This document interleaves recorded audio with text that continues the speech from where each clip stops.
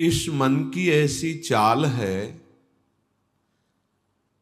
कि जरा सा असावधान साधक हुआ कि लक्ष्य से भ्रष्ट कर देता है।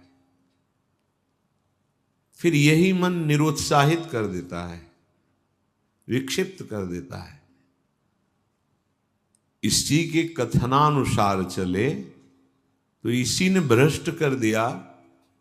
भ्रष्ट का तात्पर्य होता है जो हम लक्ष्य पे चढ़ रहे हैं उससे नीचे गिर जाना। हमारा लक्ष्य है प्रभु की प्राप्ति, जितेंद्रियता, लेकिन ये मन कई तरह से हमें भ्रष्ट करता है। यदि हमारा किसी से कभी कैसा भी संबंध है, कभी ये प्रियता से भ्रष्ट करता है, कभी भय से भ्रष्ट करता है। सामने वाला प्रतिकूल न हो जाए, बहुत ये सावधानी की जरूरत है। ये कभी भय करके, कभी प्रियता दिखा करके प्रियालाल से विमुख मार्ग का अनुसरण करता है। फिर ये इतना जलाता है, इसी ने भ्रष्ट किया, इसी ने मार्ग से गिराया, और यही इतना जलाता है कि फिर निरुत्साहित कर देता है, भगवत मार्ग में चलने लायक नहीं रखता है। बहुत कृपा पात्र और सुजान उपासक वही है जो इस दुष्ट की दुष्टता को पहचानता रहे। बाहर कोई शत्रु नहीं है, बाहर कोई हमारा कुछ नहीं बिगाड़ सकता। हमारा बिगाड़ने के लिए पर्याप्त है हमारा मन। ये मन ही दुर्दशा करे, मन ही इतना नीचता किए हुए है कि हम बार बार शास्त्र की बात सुनते हैं, बार बार सतमार्ग पर चलने का उत्साह बनाते हैं, और ये दुष्ट ऐसी चेष्टा कराएगा, ऐसा संकल्प बनाएगा, फिर गिराकर निरुत्साहित कर देगा। जहां रति कर रहा है मन वहीं लगा देता है। निराश नहीं होना, इसकी चाल को पकड़ो। ये दो प्रकार से फंसाता है, प्रियता और भय से। बहुत मनन की हुई बात है। भयभीत तो होना मत, क्योंकि निश्चय कर लो कि मरना है, तो इससे ज्यादा भय क्या दे सकता है। हमारी इज्जत श्यामा श्याम है, इससे भी भयभीत मत हो। अगर गलती हो रही है सुधार करो, गलती हो गई है प्रभु अहम त्वाम सर्व पापेभ्यो मोक्षयिष्यामि मा शुचः। आपको कमजोर होने की जरूरत नहीं है। बहुत ध्यान से सुनना, आपको कमजोर होने की जरूरत नहीं है। प्रमाद स्थिति में हमसे गलती हो गई, हम उस गलती को दोबारा ना करें। और ध्यान दीजिए, वो गलती कराने वाला आपका मन है। जब आप आनंदित होंगे, जब आप उत्साहित होंगे, तब ये फंसाएगा। इसकी चाल है। इसीलिए उदासीन अति रही गोसाई। जो उदासीन रहता है उसकी नजर अपने मन पे रहती है, और जरा सी भी उन्मत्तता आई कि फिर मन जो है वो ऐसी जगह फंसाता है। इसलिए बचो। इस दुष्ट की चाल बहुत विचित्र है, और जहां ये पवित्र हो जाता है तो यही भगवत स्वरूप हो जाता है। इसके लिए निश्चय करना पड़ेगा। प्राण चाहे चले जाएं, अब हम न प्रियतावश न भयवश गलत नहीं करेंगे। इसे पकड़ो। श्रीपाद प्रबोधानंद जी कह रहे हैं, श्री राधिके त्वं यदि न प्रसीदेह सीदे मत्राप्य मुद विजब्धी तदेश वृंदावन गात्मलोकः कृपा कटाक्षेण सदेक्षणीय। यदि हम किशोरी जी को प्रसन्न नहीं कर पाए तो हम भारी कष्ट सहते हुए यहां शरीर छोड़ देंगे। श्रीपाद कह रहे हैं। देखो, भगवत प्राप्ति करनी है तो बात समझना होगा। हमें अंदर की बात कह रहे हैं, बहुत अंदर की पढ़ी हुई बात कर रहे हैं, यहां के रजिस्टर की पढ़ी हुई बात कर रहे हैं। ये बहुत दुष्ट मन है, बहुत दुष्ट। पूरे जीवन इस पर विश्वास न करें। यहां की पढ़ी बात कह रहे हैं। हृदय की बात को कह रहे हैं, खूब सूक्ष्मता से चिंतन की हुई बात कर रहे हैं। भक्ति के आनंद का जहां उल्लास प्रकट होता है वहीं खसक जाता है, बचा के निकलता है और प्रियता या भय दिखा करके फंसा देता है। मत भयभीत होना, इससे बिगाड़ तुझे जो कुछ बिगाड़ना है। जो कुछ अब हो, अब गलत नहीं करेंगे, भयभीत मत होना। और प्रियता तो है ही नहीं, कौन प्यार करता है? प्रियता तो है ही नहीं। ये केवल प्रियता का भाव दिखाकर हमें परम प्रिया जो से बिलक करना चाहता है। इतने बड़े महापुरुष जो ब्रह्मबोध संपन्न है, बहुत बड़ी स्थिति होती है ब्रह्मबोध, कोई साधारण बात नहीं है। वो जब इस प्रेम रस मार्ग का रसास्वादन वृंदावन रस का हुआ तो वो उनको थोड़ी जरूरत रह गई अब प्रेम की। ये हमारे लिए श्लोक लिखा हुआ है। महापुरुष जन जो अपने अनुभव वर्णन करते हैं वो हमारे लिए वर्णन करते हैं। कह रहे श्री राधिके त्वम यदि न प्रसीदे, यदि मैं आपको प्रसन्न नहीं कर पाया इस जीवन में, तो कह रहे हैं आप बहुत कष्ट सहते हुए पीड़ित चित्त के द्वारा मैं अपना देहावसान कर दूंगा, देह छोड़ दूंगा, पर आपसे विपरीत आचरण नहीं करूंगा। बस यहां रुकना होगा, यहां पकड़ो, यहां बैठा लो हृदय में बात। इतना बहिर्मुख हो चुका है उपासक कि वो पकड़ ही नहीं पाता है अपने अंदर की कमी को। वो अंदर ही अंदर वो खोखला करके, निराश करके बस केवल जीने में लगा देता है। खाया पिया सोया खेला कूदा, समय कट रहा है, बढ़िया है। नहीं भाई, ये बहुत दुष्ट है मन। बार बार इसलिए कह रहे इस पर कभी विश्वास न करो। जब तक शरीर का होश है तब तक सबसे बड़ा दुश्मन हमारा मन है, दूसरा कोई दुश्मन नहीं। इस दुश्मन को देखते रहिए। ये 5 ज्ञानेंद्रियों को साथ लेकर हर समय हमारे पतन का प्लान करता रहता है, पतन का संकल्प बनाता रहता है। ये बहुत नीच उतर गया है। इसे उच्च चढ़ाने के लिए जो नाम, जो मंत्र, जो आश्रय है, उसको इस कोटि से लेना होगा कि यदि आप प्रसन्न नहीं हुई लाडली जी, तो भयानक पीड़ा और कष्ट सहते हुए जानबूझकर हम अपना शरीर यहां छोड़ देंगे आपके धाम में, पर आपके विपरीत आचरण नहीं करेंगे। प्रतिकूलस्य वर्जनम। श्री वृंदावन में हमें आपका कृपा कटाक्ष चाहिए, आपका साक्षात्कार चाहिए, आपकी प्रसन्नता चाहिए। नहीं तो अपने जीवन को कष्टमय रखते हुए यहां प्राण त्याग देंगे। भाव समझो, जब इतना दृढ़ निश्चय हो जाएगा तो कोई हमें परास्त कर ही नहीं सकता। ये हमारा मन ही हमको परास्त करता है। एक बार नहीं, लाखों बार इसको देखा है। जहां भक्ति का आनंद उल्लसित हुआ ताए निकल पड़ा, क्योंकि देख रहा है असावधान है, इस समय ये आनंदित है, असावधान है, और वो कहीं प्रियता या भय दिखाकर फंसा देता है। अब वो जो आनंद था वो गुप्त हो जाता है। जो एक उल्लास बड़ा था, फिर वो निराशा, फिर हताश। अच्छा उपासक है तो उसको लगने लगता है क्या करूं, जीवन नष्ट कर दूं, ऐसा लगने लगता है, क्योंकि वो लक्ष्य की तरफ बढ़ना चाहता है और मन उसको फुसला करके ऐसे गिरा देता है कि वो निराश होकर देखता है अब क्या करूं, अब कहां जाऊं। पहली बात, निराश नहीं होना है। जिस समय आपकी भक्ति का आनंद उल्लास से युक्त हो, उस समय आपको उदासीन होने की जरूरत है, प्रसन्न होने की नहीं जरूरत है। ये आंतरिक बात कह रहा हूं, सावधानी की। उस समय बिल्कुल निरीक्षण मन के ऊपर ही होनी चाहिए, पूरी दृष्टि, क्योंकि उसी आनंद उल्लास में भागेगा, निकलेगा विषय सेवन के लिए, क्योंकि आपको गिराना है, उसका काम है गिराना।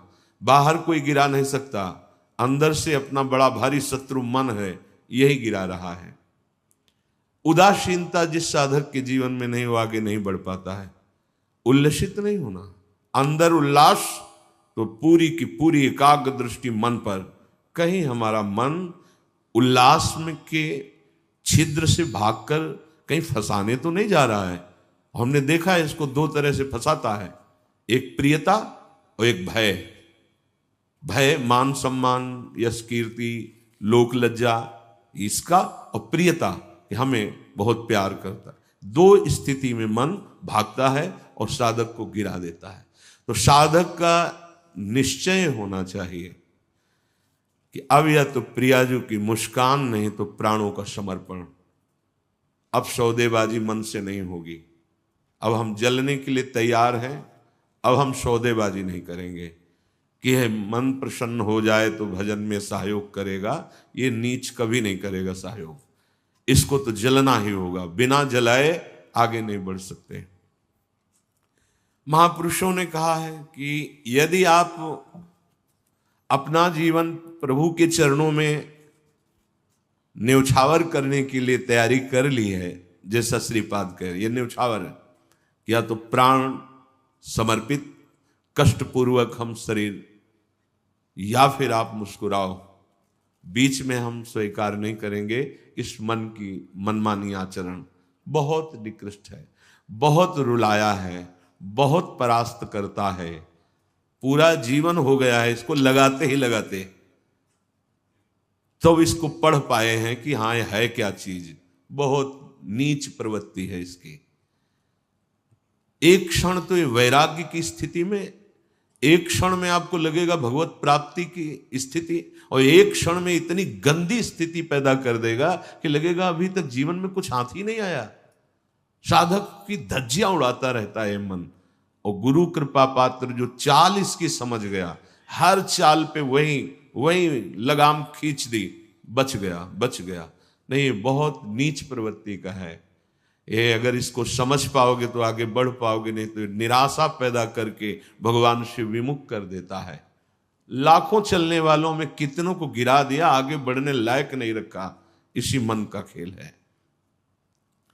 तुम अपना जीवन प्रभु के चरणों में न्यौछावर कर दिए। अब उनकी कृपा की बाट जोहते हुए मस्त रहो। और ये मस्ती मन के निरीक्षण से युक्त बनी रहनी चाहिए। मन को ढील दिया ना जहां कि आज तो बहुत बढ़िया भजन हुआ, आज बहुत आनंद, वहीं निकल के फंसा देगा। यह अनुभव की बात है। आनंद की उमगन में इसके निकलने के चांस होते हैं। वो उसी, जब साधक आनंद उमगन में होता है तब वो निकल कर किसी विषय में उसे बांध देता और उस आनंद को खा गया।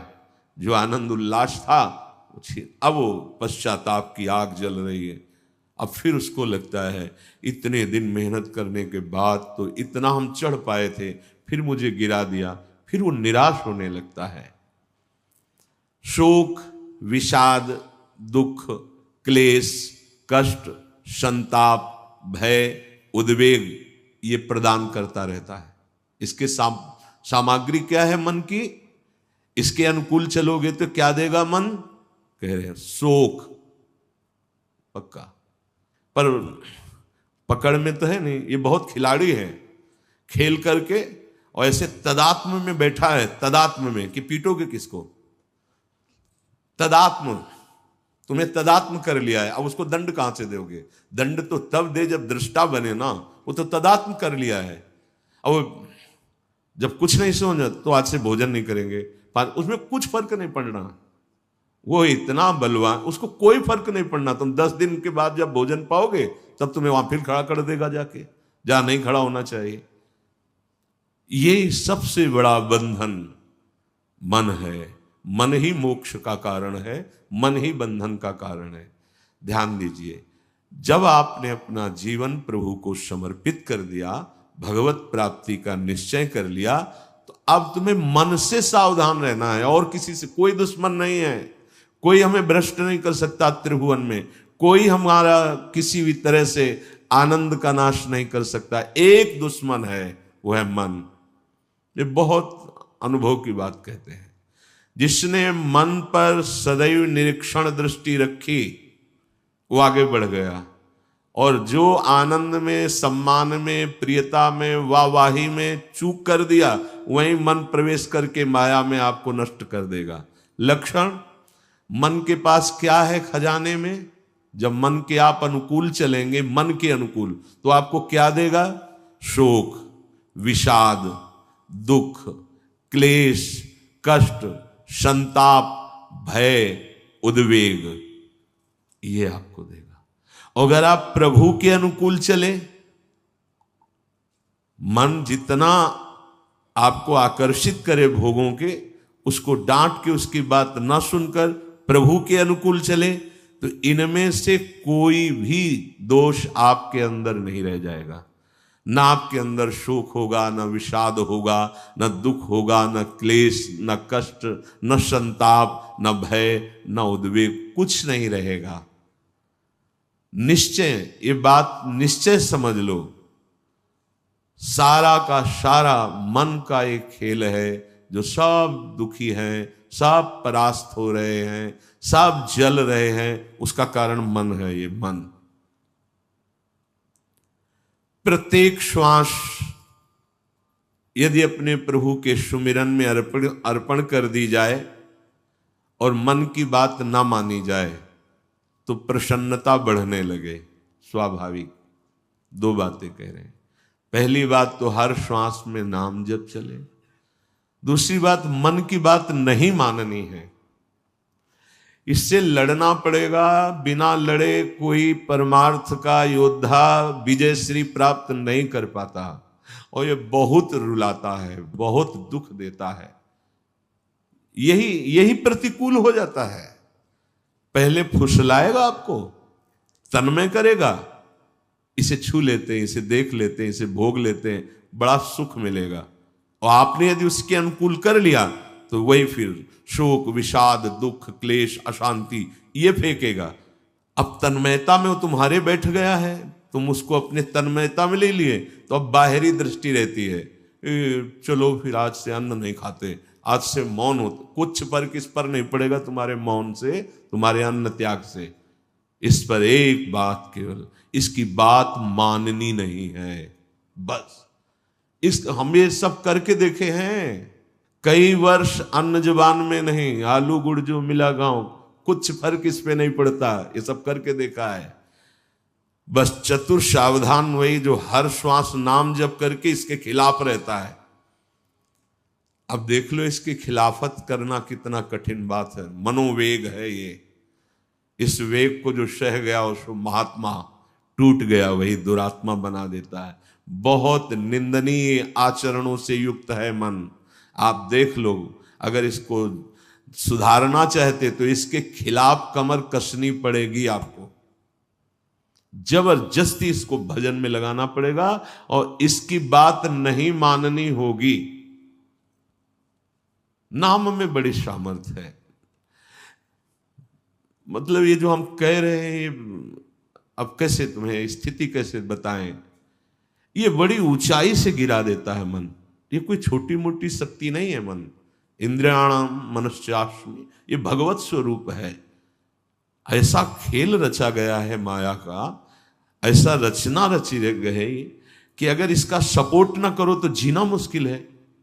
ध्यान देकर देखो, सारा खेल तो इसी के अंतर्गत, और सपोर्ट करो तो जीना मुश्किल है। अब निकलो इस खेल से, निकलो तो परम पद मिल जाएगा। बस जिसने नाम जपा, हरिराम व्यास जी एक पद में कहते हैं, नियंता पतितन को हरि नाम। यही हमारे अंदर कमी हो रही है, इसीलिए हम हार रहे हैं मन से। हम इन सब बाहरी बातों को कोई महत्व नहीं देते। एक है, केवल एक, वही अनेक रूप रखकर तुम्हारे सामने आ रहा है, छुपा छुपी का खेल खेल रहा है। ये अगर मान सम्मान प्रतिष्ठा है, नाटक है माया का, कुछ इससे नहीं होने वाला। कोई इससे आत्म शांति नहीं प्राप्त होती, इससे आत्मानंद की अनुभूति नहीं होती। ये उपलब्धि ना मान ली जाए, हाँ, कि बहुत ऐसा, ये सब स्वप्न है, स्वप्न है। वो एक जादूगर विविध रूपों में आके कह रहा है, पहचान, अगर मेरे मार्ग का पथिक है तो पहचान, मैं तेरे सामने हूं। तो पहचानना तो भूल जाते हैं। अरे बहुत बड़ा सूक्ष्म खेल है। जीत गए तो ब्रह्मा भी नमस्कार करेंगे, ये ऐसा खेल है। भगवत नाम में इतनी सामर्थ्य। हरिराम व्यास जी, नियंता पतितन को हरि नाम, उचरत ही मुह कुचरत कलिको, खोज न राखत श्याम नियंता पतितन को हरि नाम। यदि श्वास श्वास, दो बातें भी पीछे बहुत ध्यान से सुनना। मन की बात नहीं माननी, इतनी सामर्थ्य आपको कहां से मिलेगी? बोले श्वास श्वास नाम जप करना होगा, इसी से विजय होगी। मन की बात नहीं माननी, वो हर समय विषय पेश करता रहता है। जैसे आप किसी होटल में बैठे हो तो पर्चा दे देते ना, आप बोलिए इसमें से क्या चाहिए, ऐसे हर समय पेश करता रहता है। पूरे त्रिभुवन में इसी का शासन चलता है, मन का। क्या चाहिए? आपने अगर किसी में भी दस्तखत कर दिए शास्त्र विरुद्ध आचरण है तो गिरा देगा आपको। बहुत होश में, बहुत होश में। वो होश तब माना जाएगा जब हर श्वास आपका नाम चल रहा है। जे ही नाम आपकी जिह्वा में हर श्वास चलेगा तो मुंह कुचरत कलि को, ये जो कलि अभद्र वर्णत सहस, ये कामादिक दोष, इन सबके मुंह को कुचरता है हरि नाम। इसीलिए और साधनों में प्रीति हो जाएगी, नाम जपने में नहीं होगी। और नाम जपने में हो गई तो आप जीत जाएंगे, जीत जाएंगे। हरस हरि नाम जपत जय। नाम आनंद प्रदान करते हुए आपको बचाता रहेगा, मन की चाल दिखाता रहेगा, उससे कैसे बचना ये युक्ति बताता रहेगा। खोज न राखत श्याम, फिर श्याम सुंदर की खोज नहीं करनी पड़ेगी। नाम चल रहा है ना, यही अब तुम धोखे में नहीं डाल सकते। किसी सूझ वाली आंख ने पहचान की, कण कण में झांकी भगवान की, मेरा प्रीतम सब रूपों में है। ये नाम आपको अनुभव कराएगा। नाम जप नहीं है तो कुछ नहीं होने वाला। बातें बनाने से माया का पर्दा नहीं हट जाएगा। बहुत विचित्र है, बहुत विचित्र। अच्छे अच्छे त्राहिमाम बोल देते हैं इस मन के आगे। हिमालय को उठा लेना सहज है, लेकिन मन को अधीन करना सहज नहीं है। नाम भगवान में इतनी सामर्थ्य है, वो तुम्हें सामर्थ्य देंगे कि तुम मन को अधीन कर सकते हो। कर तुम अकर तुम अन्यथा कर तुम, सर्व सामर्थ्यशाली भगवान को अधीन करने वाला नाम है नाम। ये ऐसा नाम है, इसे कोई भी चुरा नहीं सकता। चोर मध्य या मित्र, ब्रह्म गुरु दारा सुत आराम। चोरों के बीच में भी हो तो चुरा नहीं सकता नाम को। कोई मित्र हो तो हिस्सेदारी इसमें नहीं कर सकता। ब्रह्म स्वरूप होते हुए भी तुम जो दुख में डूब रहे हो उसका कारण है कि नाम नहीं।